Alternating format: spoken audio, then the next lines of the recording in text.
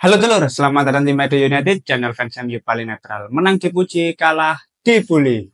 Di video kali ini kita akan membahas pergerakan dari Manchester United di bursa transfer Januari ini. Karena ada beberapa berita terbaru yang menurutku sangat menarik untuk kita bahas bersama. Langsung aja kita masuk ke berita yang pertama. Manchester United telah menambahkan Nene Dorgles dari RB Salzburg ke dalam daftar opsi mereka untuk Januari atau musim panas. Pemain sayap asal Mali tersebut tengah dipantau oleh klub dan pembicaraan awal untuk mendapatkan informasi tentang harga atau paket telah dilakukan. Wah, menarik ya teman-teman ya. Tidak ada kabar beberapa hari terakhir, namun malam hari tadi langsung ada info terbaru terkait pemain muda yang sedang diincar oleh Manchester United, yaitu Nene Dorgles. Menariknya adalah pemain ini masih sangat muda menurutku, berusia 22 tahun, pemain asal Mali, dan dia secara posisi ini sebetulnya dominan di wingback kiri atau central forward atau penyerang tengah. Dia bisa bermain di beberapa posisi dengan dominan di kaki kanan. Yang menjadi menarik adalah pemain ini kan jarang dilirik oleh klub-klub besar. Nah, tapi kalau kita melihat performanya bersama RB Salzburg ini ya lumayan bagus lah untuk pemain muda seusianya. Meskipun secara kualitas masih belum teruji kalau misalkan berada di liga lain. Karena ya liga Austria ini ya RB Salzburg ini berbeda dengan liga-liga lain yang lebih kompetitif, terutama di Liga Inggris. Tapi di lain sisi, kalau kita melihat pemain-pemain yang sedang diincar oleh manajemen Manchester United, dan kita membicarakan Nene Dorgles ini kan pemain asal Mali. Nah, kebetulan senegara dengan Seko Kone yang di musim panas kemarin berhasil didatangkan oleh Manchester United. Kedatangan Seko Kone tentu tidak lepas dari peran penting dan cemerlang dari Christopher Vivell selaku direktur perekrutan. Dan sekarang aku melihat manajemen terutama dari sisi Christopher Vivell dan juga Jason Wilcox ini kayaknya akan memberikan kejutan baru dalam mendatangkan pemain. Dorgles ini menurutku salah satu pemain yang sedang menarik minat dari manajemen Manchester United. Karena secara market value ini masih sangat terjangkau, masih sangat murah. Sekitar 8 juta euroan lah. Dan kontraknya masih sangat panjang ya bersama RB Salzburg ini sampai 2028. Mengingat pemain ini masih sangat muda dan masih sangat potensial, kayaknya ini bisa jadi pihak manajemen ini ingin bergerak cepat sebelum klub-klub lain melirik potensi-potensi muda seperti Dorgles ini. Karena kalau secara performa dia menunjukkan progres yang signifikan, tidak menutup kemungkinan pemain-pemain seperti Dorgles ini nanti akan ditarik ke RB Leipzig di Bundesliga. Dan yang dikhawatirkan adalah takutnya manajemen telat dalam melakukan perburuan dan menyesali di kemudian hari seperti yang pernah terjadi ketika di era siapa ya, manajemen sempat mengincar Benjamin Sesko. Maka dari itu kalau misalkan manajemen ingin merekrut Dorgles ini, bisa jadi tambahan baru di sisi kiri Manchester United yang masih belum stabil, yang masih sangat rentan.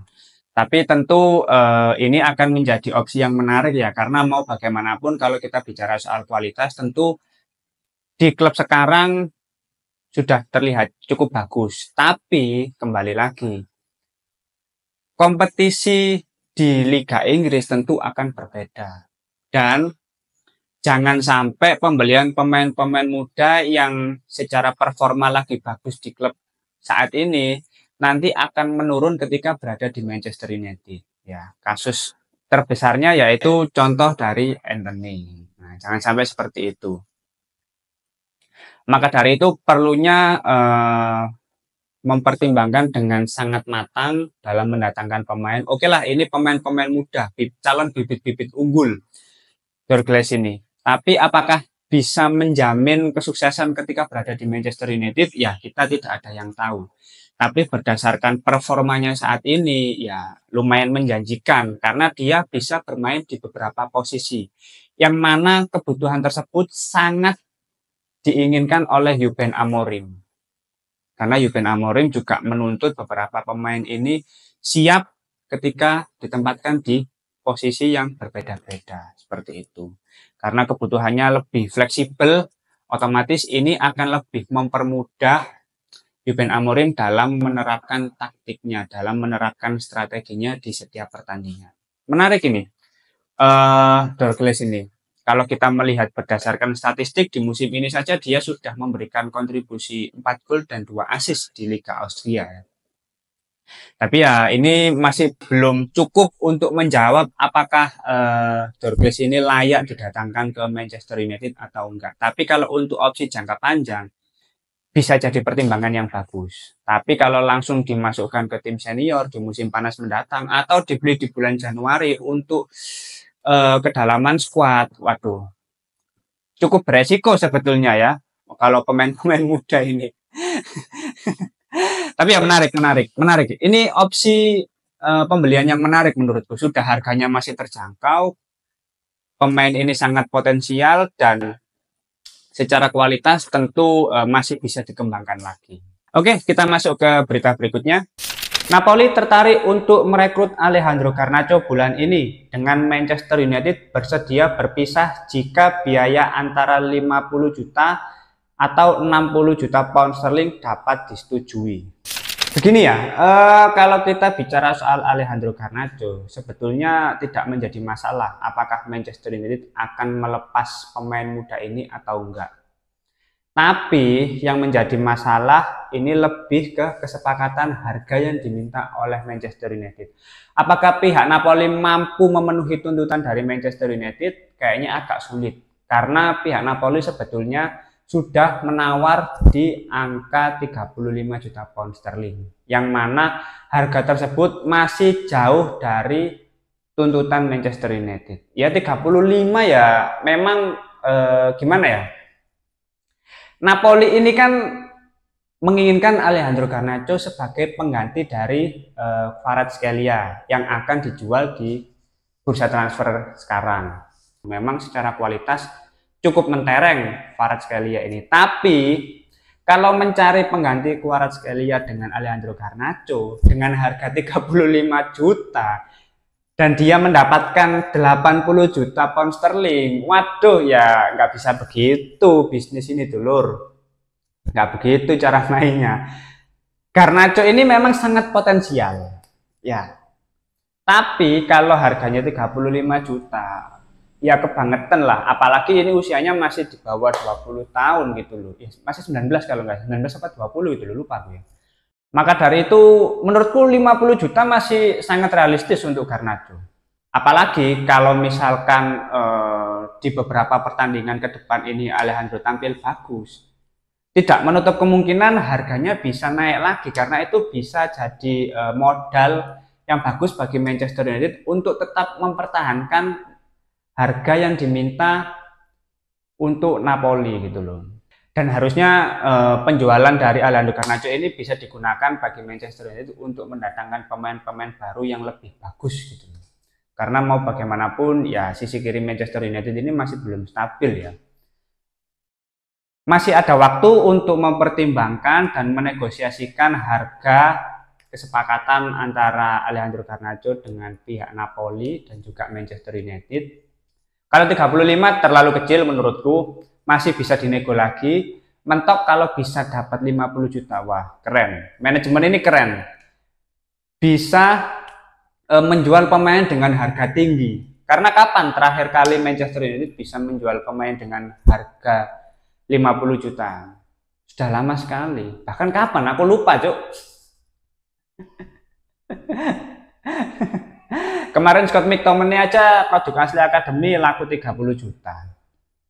Nah, kalau 50 juta ini kan wah luar biasa ini. Penjualan Manchester United sudah bisa berjalan dengan baik lah dari sisi bisnis untuk penjualan pemain. Gitu. Menarik. Kita tunggu aja ya update selanjutnya dari Alejandro Garnacho dengan Napoli ini. Sampai sejauh mana proses negosiasi ini akan berlanjut. Oke, kita masuk ke berita berikutnya. Agen sekaligus kakak dari Marcus Rashford akan bertemu dengan pihak Manchester United pada hari Rabu untuk memutuskan masa depan dari Marcus Rashford.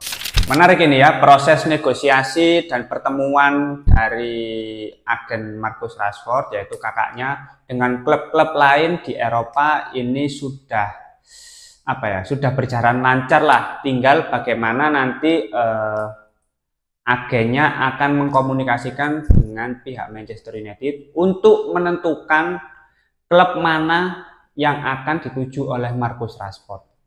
Kalau kita lihat saat ini memang ada beberapa klub yang tertarik, mulai dari AC Milan, Borussia Dortmund, terus Tottenham, bahkan Barcelona. Ini beberapa klub besar yang memang tertarik untuk Marcus Rashford. Bahkan Napoli pun juga sempat dikaitkan sebagai bentuk pertukaran dengan Kvaratskhelia. Tapi kalau aku lihat klub yang paling serius untuk mendatangkan Marcus Rashford itu ada dua, yaitu AC Milan dan juga Barcelona. Ini yang menurutku paling serius untuk mendatangkan Marcus Rashford.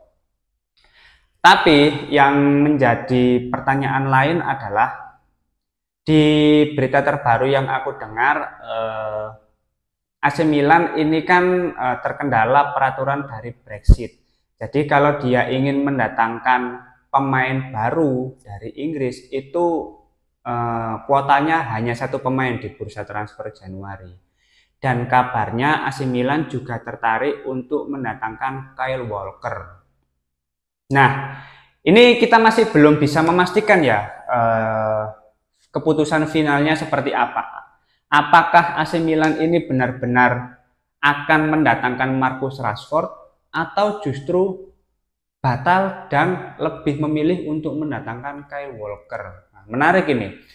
Jadi kita akan melihat sejauh mana proses negosiasi Marcus Rashford ini dan klub mana yang akan menjadi tempat berlabuh selanjutnya bagi Rashford.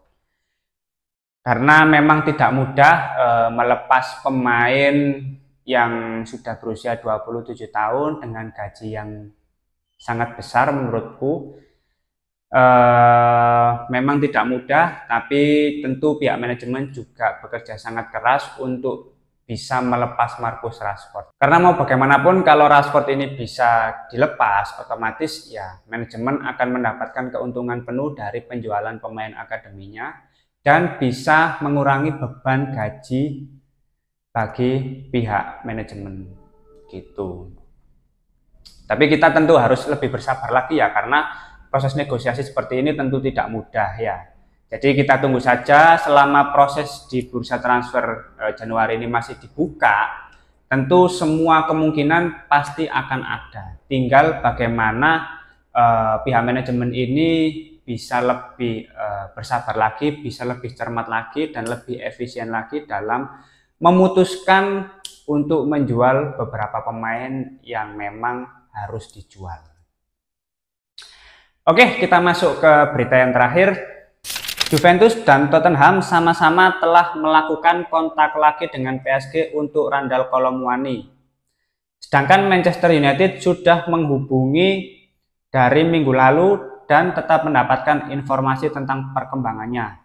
Tapi semua itu baru akan terjadi ketika Marcus Rashford sudah keluar dari Manchester United.